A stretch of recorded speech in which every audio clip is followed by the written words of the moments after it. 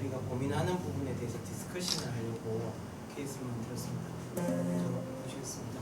첫 번째 케이스인데요. 52세 이제 여자 환자입니다. 2024년 2월 달에 건강검진점에 담낭내 용종이 5.25mm 발견되었고 검진센터에서 6개월 뒤에 팔로우했는데 담낭내 용종이 8.7mm로 증가됐다 해서 담낭 절제술을 권유받았는데 환자분이 수술하기가 좀 겁이 나요 하면서 다시 왔던 환자입니다. 그래서 먼저 사진을 보시면 이게 초음파 사진이 이렇게 있고요. 여기 지금 측정했는 거를 제가 사진을 못 넣었는데 이때 이제 재는 거를 5. 아까 전에 4mm 정도로 되어 있었고요. 그 다음에 이제 8월 달에 했는데 아마 그때 검진하실 때 선생님이 좀 다른 분이셨는 것 같습니다. 이분은 이제 8.7mm라고 되어 있었습니다. 그래서 이런 경우에 이제 그 치료 가이드라인을 보면 2017년도 유로피안 가이드라인에 따르면 이제 GB 폴립의 경우에 일단 10mm를 기준으로 해서 10mm 넘으면 콜레스테롤을 이제 리코멘드하고 10mm 이하인 경우에는 이제 환자가 정상이 있으면 역시 콜레스테롤을 원하고 정상이 없는 경우에는 이제 팔로우하게 되어 있는데 6에서 10mm 같으면은 6개월 1, 2, 3, 4로 팔로우하는데 이 팔로우 와중에 크기가 2mm 이상 증가하게 되면 이 콜레스테롤을 하도록 리코멘드하게 되어 있습니다. 그리고 이게 팔로우하고 있는 중에 10mm가 되면 역시 또 그 콜레스테롤을 하도록 되어 있습니다. 그래서 이 환자분의 이제 가져왔는 슬라이드를 다시 한번 제가 봤었는데요. 2월 15일 날 이제 측정하시는 것 중에서 이제 커트가 여러 개 있어서 해보니까 이 커트에서 이 자른 면에 따라서 이제 5.53mm라고 되어 있는데 이미 그 찍었던 사진 중에 이미 이 어떤 커트에서는 8.89mm이더라고요. 그래서 그거하고 여러 가지 사이즈를 해서 그 앞에 2월 15일 날 8.42mm 8월 8일 날 재봤던 것도 역시 8.8mm라서 사실은 이 처음에 찍었을 당시에 이게 이제 재는 각도에 따라서 달라질 수 있는데 이 GB 폴립의 사이즈를 결정하는 이제 그 길이의 라인이 중요한데 이 길이의 라인은 어떤 특정한 게 없고 여러 섹션으로 봤을 때 가장 긴 거리 그걸 기준으로 하도록 되어 있습니다. 그래서 한 섹션에서 보는 게 아니라 여러 섹션을 체크 봐서 해야 되는데 이때는 아마 앞에 찍으신 선생님이 한두 커트에서 짧은 커트를 적었던 것 같습니다. 그래서 일단은 만약에 이제 지금 기준으로 다시 재는 걸로 보면 그 전에 8mm, 6월 8월 달에도 8mm니까 크게 증가가 없어서 거기에 해당이 되지는 않는 것입니다. 하지만 역시 그 캔서나 이런 것들이 리스크가 있어서 이게 그래도 2mm나 이런 것들이 크기가 늘어나게 되면 어떻게 해야 될까 하는 이제 그런 의문을 가지고 자료를 좀 찾아봤는데요. 자, 이게 이제 2020년도에 나왔던 이제 미국에서 나오는 GB 폴립에 대한 레트로스펙티브의 20년 동안의 콜트입니다. 대상 환자가 굉장히 많습니다. 한 62만 명을 대상으로 이 레트로 그레이드하게 했고 그 중에서 이제 대상 환자들만 해도 한 5만 명 정도 됐는데 여기서 이제 봤던 거는 GB 폴립이 있을 때 팔로우를 하거나 우리가 레트로 그레이드를 하게 됐을 때 이 GB 폴립 그로스가 정말 이 캔서의 리스크가 되느냐 하는 것들을 살펴봤던 겁니다. 그래서 이분들이 이제 GB 폴립 있고 난 다음에 거의 10년 동안, 20년 동안이니까 20년 동안 팔로우를 했는 데이터를 봤는데 이를 보니까 대부분의 폴립이 커지더라. 그래서 6mm 이하, 6에서 10mm, 10mm 이상 어디든가 상관없이 이게 해가 가면은 계속 늘어나더라. 근데 이 10mm 이하에서도 플래트가 된 거는 이런 10mm가 되면 현재 가이드라인에서 대부분 폴리펙토미를 했기 때문에 콜레스텍토미를 했기 때문에 지금 이렇게 된 거고 대부분은 잘하더라 이런 얘기고요. 그래서 여기서 이제 하는 얘기가 이 환자들을 이렇게 봤는데 6mm 이하에서 뭐 환자들이 GB 캔서가 나온 건 크게 없고 그 다음에 6mm 밑의 환자들도 크기가 커진다 하더라도 캔서로 가는 확률이 그렇게 높지 않더라. 그러면 전체적으로 이게 환자분이 10년 동안 봤을 때 이게 환자가 늘어났을 때 팩터가 한 2.4%밖에 안 되는데 우리가 이게 늘어난다고 해서 이거를 수술을 리커멘드를 하는 게 맞겠느냐 하는 이제 그런 얘기입니다. 그래서 콜레스테롤토미를 이제 팔로우하고 있는 중에 이게 대부분의 폴립들이 자라고 2mm 이상 자라기 때문에 대부분이 자랐고 그 중에서 5,700명이 이 35,000명 중에서 약 5,700명 정도 되는 환자가 결국은 이제 폴렉시스토미를 했는데 그 중에서 5,720명 중에서 실제로 GB 캔서가 나왔는 환자는 한 14명, 0.2%밖에는 안 되더라. 그러면 이게 2mm가 올라간다고 해서 이거를 수술을 하는 게 맞겠느냐 하는 이제 그런 의문입니다. 그렇지만 이제 현재 우리 어떤 가이드라인을 우리가 무리할 수 없어서 일단 10mm가 넘으면 수술을 하는 건 맞는데 10mm 이하에서 2mm가 이상 늘어나면 우리가 반영 유로피안 가이드라인 때문에 수술을 리커멘드를 하는 게 맞겠느냐 그런 이제 제가 그를 의문을 조금 드려서 선생님들 의견은 어떠신지. 저는 일단은 환자분이 수술 얘기를 한번 들었기 때문에 수술하신 게 어떻겠나. 더구나 이제 복강경으로 하면 리스크가 굉장히 적기 때문에 계속 팔로우하면서 걱정하신 것보다 수술을 해보셔서 미리 프로필락틱하게 제거하는 것들이 방법이 될 수 있다고 얘기는 드렸는데 환자분이 강력하게 조금 더 지켜볼래요 해서 일단 지켜보기로는 했습니다. 지금 이게 테이블을 보시면 6mm 이하에서는 이 뒤에 이 캔서가 뒤에 발견된 경우는 거의 없습니다. 역시 10mm 이상에서 이제 발견되는 확률이 많긴 한데 이것도 전체적인 확률에 봐서는 캔서 확률이 많지 않아서 수술도 대부분 캔서 발견은 초기에 발견된 거고 뒤에 나중에 이제 커져서 이게 프리펙터미를 했을 때도 캔서 리스크가 높아지지 않았다는 그런 거고요. 그래서 선생님들한테 이 케이스를 드리면서 몇 GB 폴립이 10mm가 넘으면 수술을 한다 하는 것들이 지금 가이드라인이 있으니까 그거는 그대로 유지를 한다 하더라도 10mm 이하의 폴립인 경우에 그로스가 있으면 담낭 절제술을 리커멘드 할 것이냐 선생님들 의견은 어떠신지 의견을 조금 싶습니다. 그래서 국내에서도 리스크 팩터가 좀 있지 않습니까? 50세 이상 스모커예요. 예. 아니 신동원이한테 저도 가이드라인 따라가 10mm 이상에서 수술 보라고 10mm 안 되면 6개월에 한 번씩 팔로우하고 있습니다. 인디안 S이면 이거 동양이 다 얘기하는 겁니까?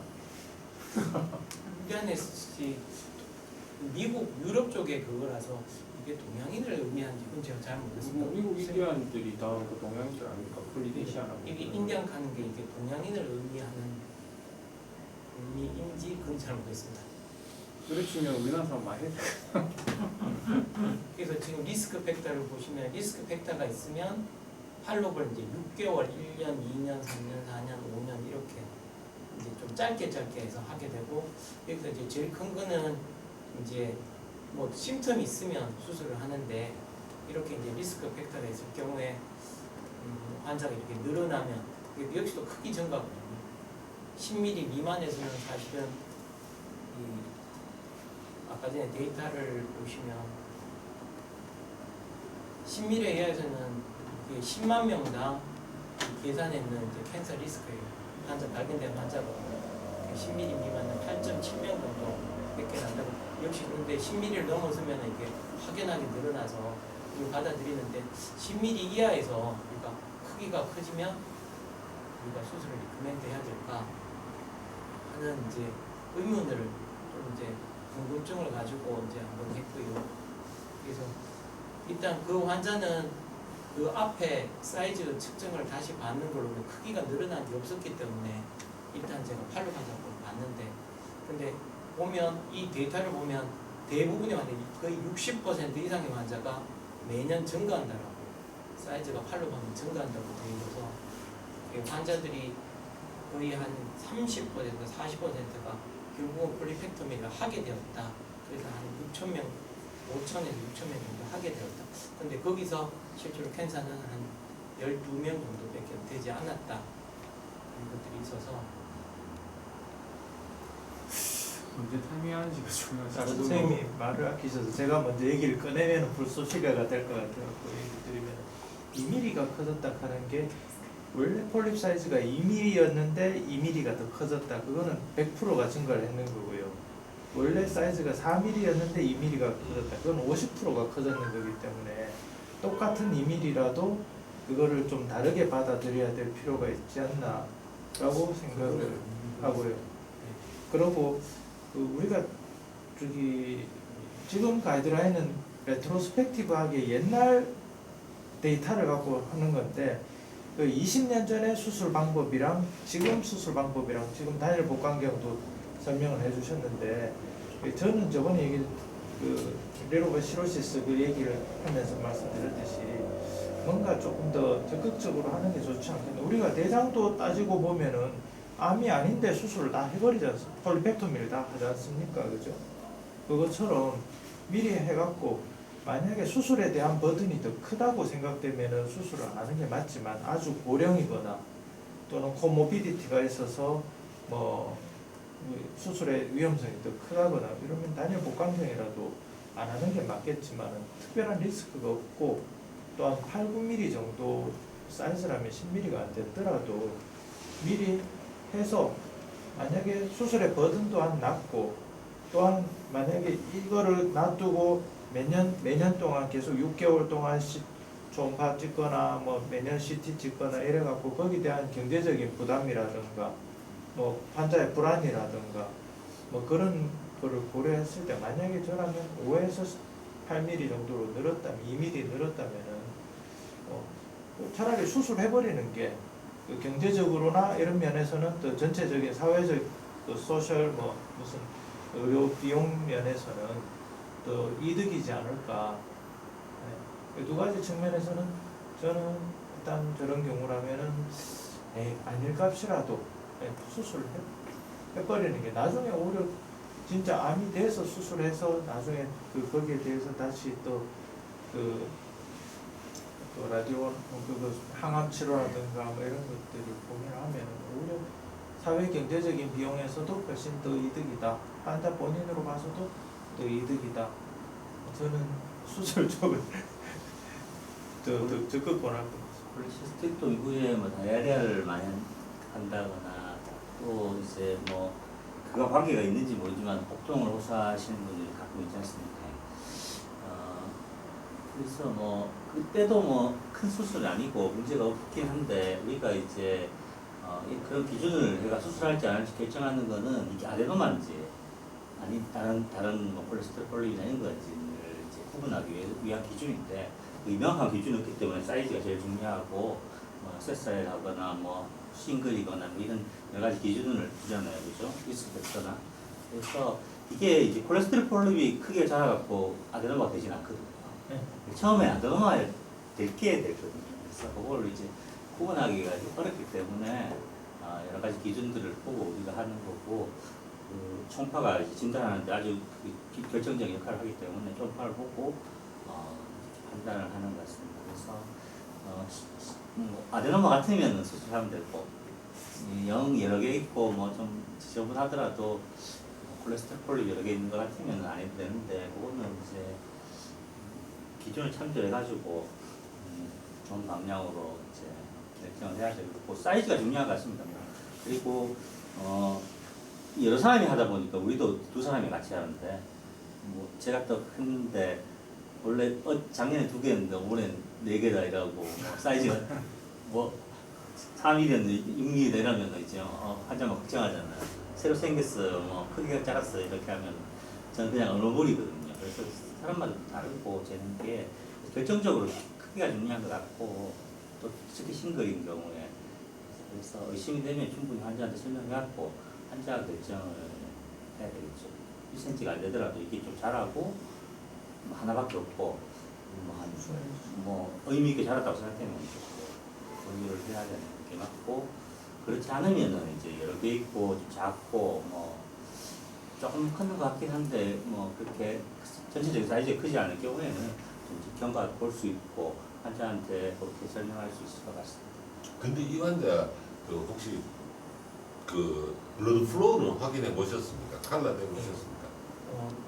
제가 찍은 사진은 저기에 넣지는 않았는데 제가 이제 하면서 블러드 플로우는 하는데 블러드 플로우는 저 없었습니다. 없었으면은 그냥 팔로우 해다 되겠습니까? 근데 그게 이제 폴립이 사실은 크지 않아서 제가 이렇게 확대도 해보고 깊이도 조절해봤는데 블러드 플로우가 크게 안 나오는데 근데 여기서 블러드 플로우가 충분히 측정이 될까? 저도 뭐 쌤 한 10mm가 넘으면 일단 오픈을 레코멘드를 합니다. 하고 그다음에 사이즈가 10mm가 뭐 우리가 컷오프로 이제 좀 중요하긴 하지만 이제 모양도 중요하죠. 지금 저는 모양을 봐서는 저는 뭐 비나인일 것 같아요. 총파 모양을 봐서는 하이퍼에코익하고 호모지니어스하고 그 마진도 비교적 깨끗한 것 같고 헤드 글레이티도 돼 있고 이런 걸 봐서는 아마 비나일 가능성이 더 많겠다 이런 생각이 들고 그래서 조금 작더라도 아까 5mm에서 뭐 9mm 정도 되더라도 솔티스가 굉장히 이레귤러하다든지 하이포에코익한 포컬스가 있다든지 아니면 시셀하거나 또 그 주변 월이 시크닝이 같이 동반이 돼 있거나 이렇다면 사이즈가 조금 작아도 많이 없는 가능성을 생각을 해봐야 되죠. 그래서 사이즈도 중요하지만 초음파상의 폴립의 모양도 상당히 중요하다 생각이 들고 아까 플로우 이야기 하셨는데 그래서 10mm가 넘으면 뭐 우리가 크게 뭐 고민하지 말고 일단 가이드라인 되니까 레코멘드 하면 될 것 같은데 한 8mm라면 저렇게 완전히 비나인의 양상이라면 저는 뭐 팔로우를 해볼 것 같고 그래도 판단에 안 쓰면 뭐 CT를 찍고 인핸스를 해보는 것도 혹시 그쪽에 플로우가 인해서 잘 되는 건지 또 우리가 손파에서 보이지 않는 리버와 GB와의 관계, 주변의 뭐 아나토미와의 관계, 패솔로지를 파악하는 데 도움이 되니까 한번 CT를 한번 레코멘드 해보는 것도 방법이 되고 실제로 사이즈가 2mm가 늘어났나 안 늘어났나는 저는 해보니까 제일 때마다 달라요. 제일 때마다. 그래서 트랜스버스 하면 다르고 오블라이크 하면 다르고 또 종단면도 다르고 다 달라서 1, 2mm의 차이를 갖다가 컸다가 자랐다가 안 자랐다를 판단하기는 조금 저는 해보니까 참 어렵더라고요. 그래서 뭐 저는 그 정도로 하고 있습니다. 제가 이렇게 경지 풍파를 일으키는 근데 궁금해서 했었고요. 그 다음에 또 한 가지는 이거 슬라이드를 이렇게 논문을 보다 보니까 이게 5년 동안 팔로우 받도록 우리가 되어 있는데 실제로 이렇게 팔로우 되는 걸 보면 5년이 지나서도 사이즈는 계속 증가하는 경향들이 있어서 가이드라인처럼 꼭 5년 뒤에도 괜찮다고 얘기하는 거는 좀 옳고 만약에 있다면 시간이 많이 지나더라도 팔로우를 해보는 게 맞을 것 같다는 생각을 했습니다. 두 번째 최소 6개월마다 2번 해보고 크게 변화 없더라도 그래도 애니얼로 한 번 정도는 팔로우를 해보는 게 안전하지 않겠습니까? 두 번째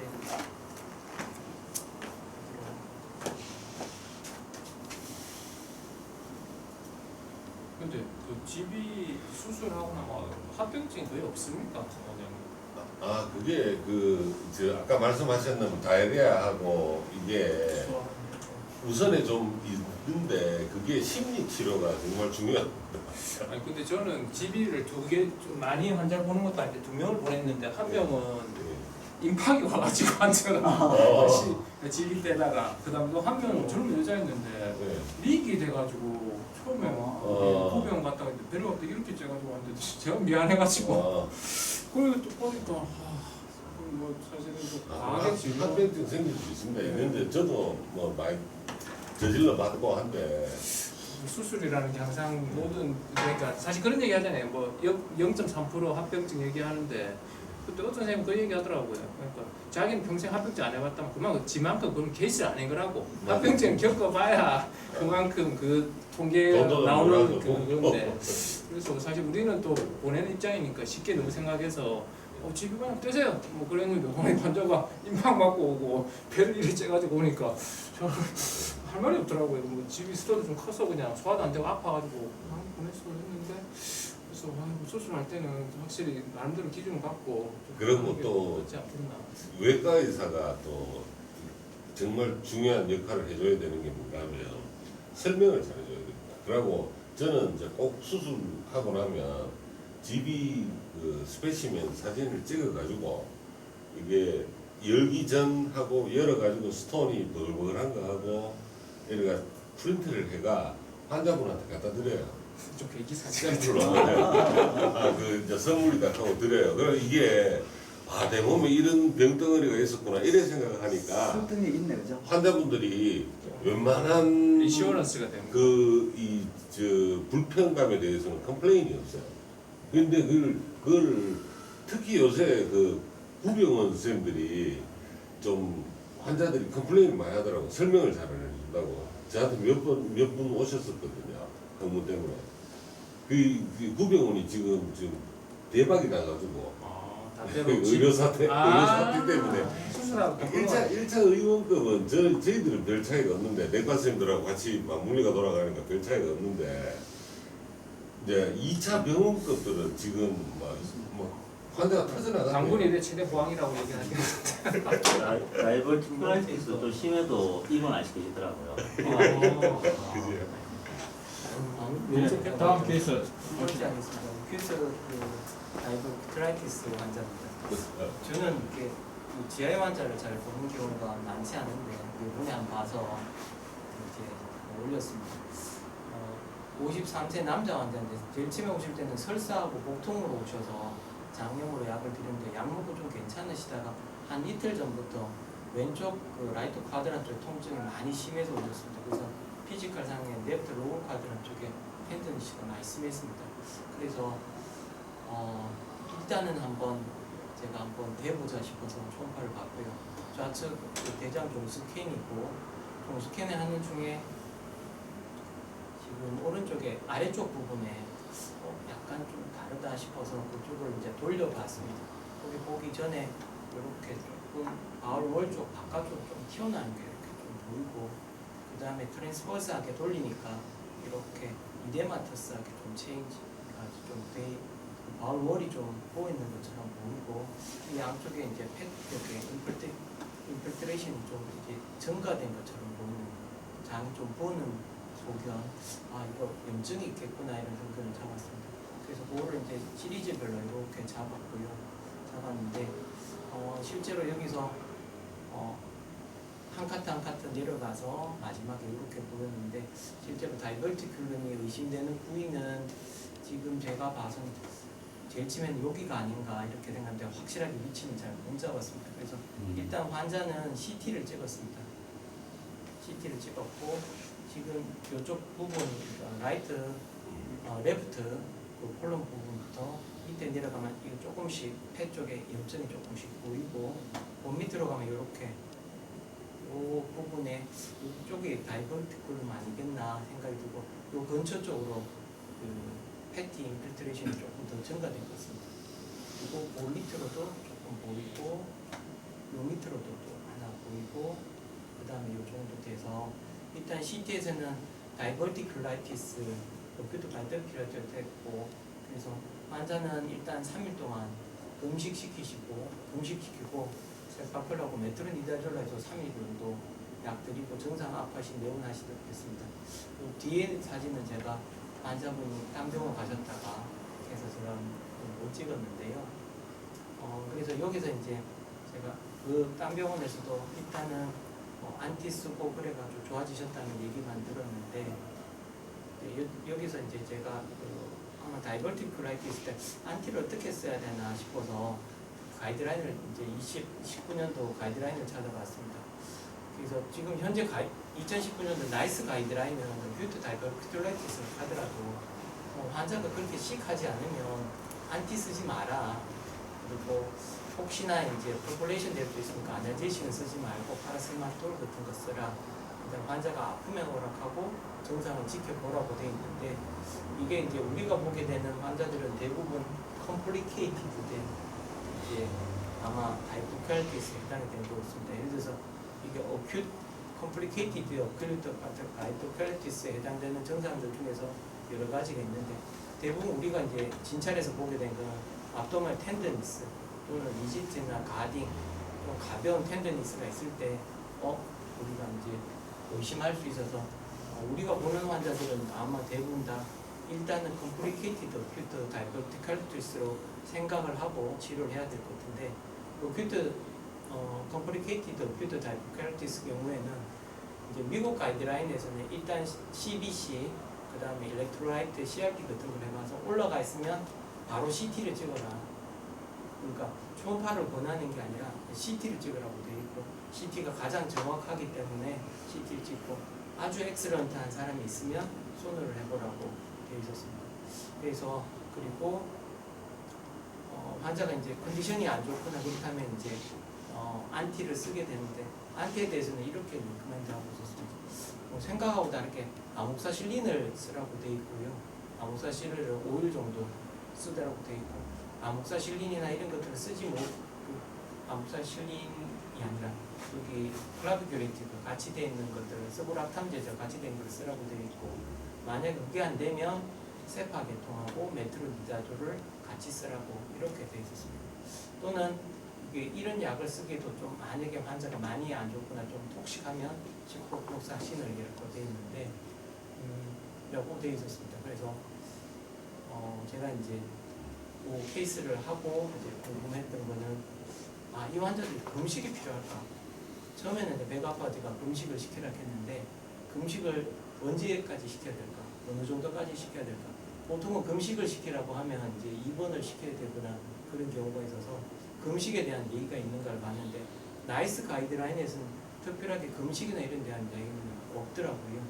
그 다음에 두 번째 항생제는 어떻게 쓸 것이냐라고 했는데 가장 퍼스트 초이스로 되어 있는 거는 제가 생각했던 거하고 다르게 아목사실린, 그 다음에 클라비큘레이트, 아모크라 이런 것들을 3일 동안, 5일 동안 쓰라고 되어 있고 보통 선생님들이 많이 쓰시는 것들은 어떤 건지 싶어서 제가 막 궁금해서 이렇게 퀘스천 올렸고요.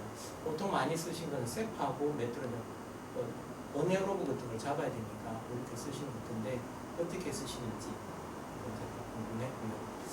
그래서 그 뒤에 이제 제가 조금 더 자료를 찾아봤습니다. 그러니까 2023년도에 대한장연구학회가 급성 어큐트 다이버페탈투스에 대한 이제 진료 지침을 내놨던 게 있었습니다. 그래서 보시면 몇 가지 요약문에 공고문의 요약문을 보면 우측보다는 좌측이 위험하다. 조금 더 신경 써야 봐야 되고 면역자의 경우에는 어큐트하거나 심각한 경우를 염두에 두고 봐라. 그 다음에 진단에 있어서는 역시 우리나라에서도 CT가 가장 퍼스트 오브 초이스 되어 있는 것입니다. 왜냐하면 CT가 가장 정확하고 합병증 같은 걸 잘 볼 수 있으니까 CT를 하는 게 가장 먼저 우선적이다. 그리고 숙련된 검사자가 있으면 보포 초음파 CT가 위험하겠다. 이렇게 되어 있고요. 그래서 초음파상으로도 이게 다이버탈비스 의심이 된다 하더라도 CT를 찍어보는 것들이 가이드라인에서는 맞겠나? 왜 이제 보이지 않는 합병증 같은 것들을 확인하기 위해서 필요하지 않겠나? 그게 있었고 그 다음에 이제 다이버칼티스가 있는 환자들 같은 경우 특히 다 회복되고 난 다음에 반드시 대장 내시경을 권고하라. 캔사나 이런 것들이 리스크가 이 다이버칼티스의 원인이 될 수 있기 때문에 그렇게 꼭 하라고 되어 있고 항생제에 대해서는 우리나라에서도 크게 심각하지 않으면 경험적 항생제 수술은 크게 합병증의 빈도를 줄이지 못하니까 안 쓰는 걸 원칙으로 하는데 의심이 되면 항생제를 써라 이렇게 되어 있었습니다. 그 다음에 이제 금식의 필요에 대해서는 금식의 효과는 없어 임상이 확인되다면 시기를 시작할 수 있다고 했는데 여기는 명확한 답이 없어서 그래서 설문조사를 했던 것들을 올려놨던데 한 50% 되는 선생님들은 임상 선생님들이 설문조사를 보면 대부분 한 50%는 금식을 시킨다. 그리고 금식이 어느 정도 회복되면 유동식이 회복됐다. 것들로 되어 있었습니다. 그래서 그 다음에 이제 공고문 예방적 항생제법 이런 거는 도움이 되지 않는다. 그 다음에 그 고선 휴식이 예방상에 크게 도움되는 건 확실하지 않다. 그렇지만 건강 향상의 목적에서는 도움이 된다. 이 정도까지 요약이 되어 있었습니다. 제가 이제 이 장 쪽에 잘 모르는 사람으로서는 궁금한 거는 금식이 필요할까? 그러면 선생님들은 금식을 어떻게 언제부터 유동식을 시작하시는지, 그다음 아니면 전부터 그냥 보통 식사 하락하는지, 그다음 보통 항생제를 쓰시면 어떤 항생제를 쓰시는지, 한 얼마간 항생제를 사용하시는지 궁금해서 이제 이 케이스를 올리게 됐습니다. 선생님 어떠신지?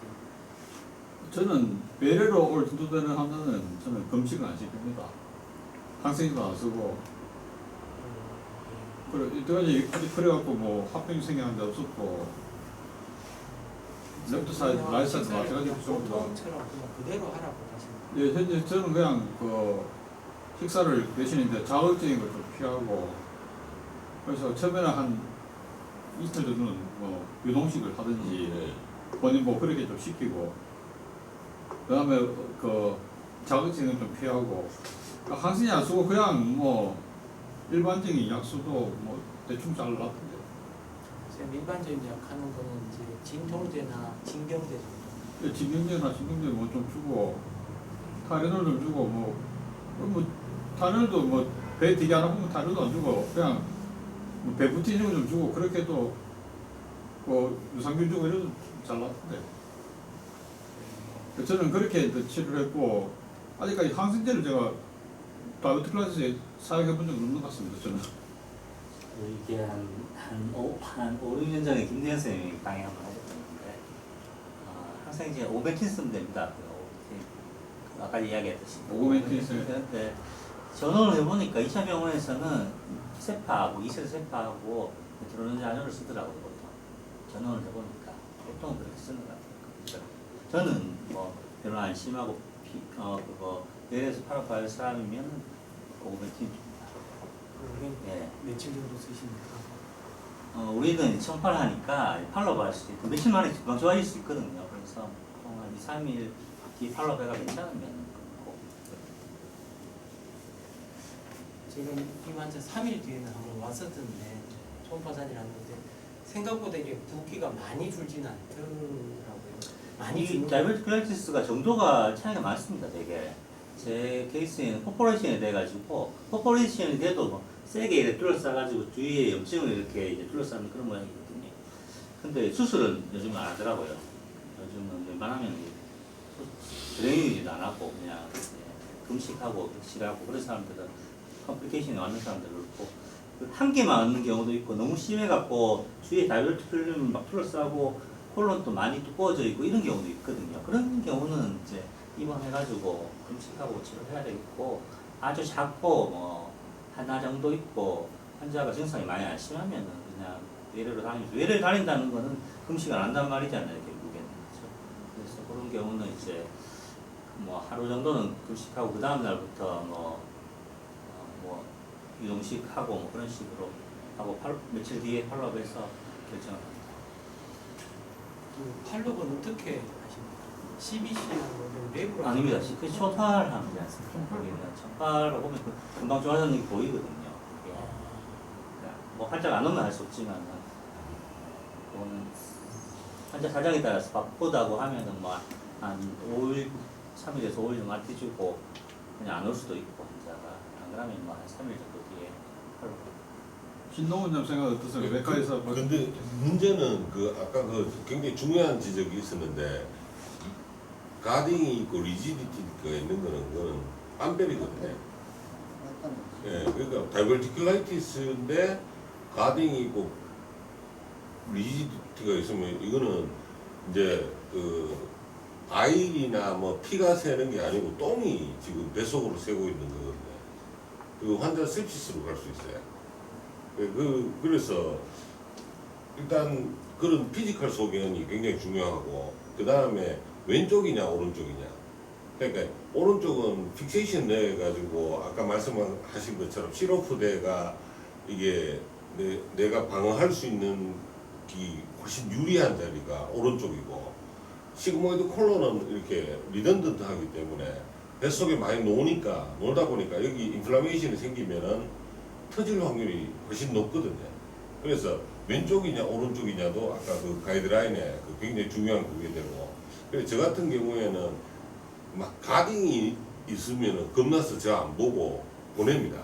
그거는 무조건 수술해야 되는 경우가 많고 그 다음에 다이버티클라이티스가 확실한데 그 오른쪽이면 입원을 거의 권유를 안 합니다. 그냥 죽 이틀 잡숫고 약을 이틀 잡숫고 외래에 오셔가지고 이틀 후에 그때 저는 깨어나서 초음파 잘 안 보고 피지컬로 승부를 보기 때문에 좀 더 아파졌나 덜 아파졌나 물어보고 좋아졌다 그러면 약을 한 4일분 더 내줘 버립니다. 그리고 이게 이제 오그멘틴을 쓰면은 좋은 거는 알겠는데 문제가 제가 이제 처음에 개업해가 좀 그 치료에 실패를 받는 경험이 가만 생각해보니 우리나라 사람들이 항생제 미국 사람들보다 항생제 노출이 훨씬 많이 돼 있거든요.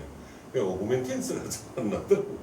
그래서 저는 뭐 그냥 삭감도 그러고 20년 동안 삭감도 한 번도 없었고 그래서 3세대 세팔로스포린 메이액트하고 그 다음에 메트로이다졸 프라시닌하고 과감하게 그냥 처방해버리거든요. 그러면 환자가 그냥 제 느낌인지 드라마틱하게 오구멘틴 쓸 때보다 훨씬 드라마틱하게 좋아하더라고요. 지금 용량은 얼마 쓰십니까? 메이액트가 1T가 몇 밀리그램인지 모르겠는데 메이액트는 1T로 쓰고 그 메트로이다졸은 두 알씩에 500mg TID로 써버립니다.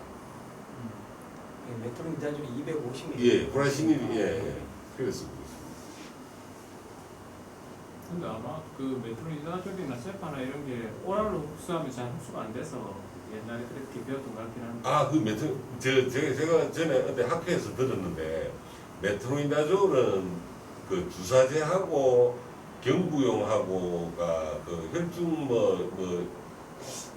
농도가 뭐 효과가 똑같다고 들었고 세파는 먹는 게 떨어지는 걸로 들었습니다.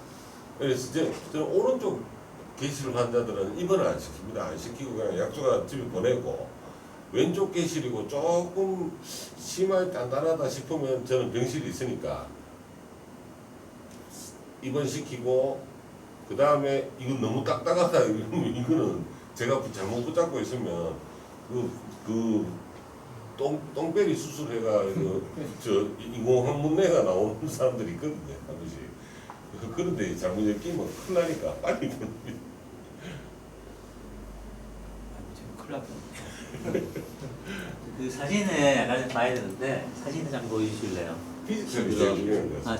저거는 노멀 다이버티큘럼 같습니다. 왼쪽에 있는 거는. 그거는 병변이 아닌 것 같습니다. 제가 볼 때는. 예, 얇게 월이 돼 있고. 그 옆으로 삐져난 그쪽도 다이버티클. 그래서 이게 이게 저도 경험이 뭐 많진 않지만 적지도 않은데 다이버티큘럼이 이제 콜론에서 뻗어나오는 거를 찾지 못하는 경우도 간혹 있더라고요. 그래서 이제 색은 발견하는데 주위에 염증이 둘러싸는 걸 발견하는데 이제 콜론하고 연결되는 걸 잘 정확하게 이제 초음파 영상으로 정확하게 캐치가 안 되는 경우도 간혹 있더라고요. 어디가 있겠죠, 콜론하고 연결된 게. 저때 저걸 버티컬로 돌려갖고 이거는 주위에 이제 콜론 월이 두꺼워져 있는 거거든요. 이거는 이 그런 영상은 거리 두꺼졌는데 색이 아니고. 저때 저걸 갖다 트라nsverse 보지 말고 버티컬로 돌렸어. 길게 좀 봤었어. 뭐 아웃포칭하고 뭐 어쩌고 게 뭐냐 보이지 않을 것 같아요 지금. 앞으로 볼때 조금 더 자세히 열심히 하겠습니다. 제가 좀 바빠가지고 빨리 진행을 하겠습니다. 네. 제가 조교를 가야 돼요. 비가 와요. 앞에 비 오는 거. 아니요. 애들 키가 아, 나 깜짝 놀랐네.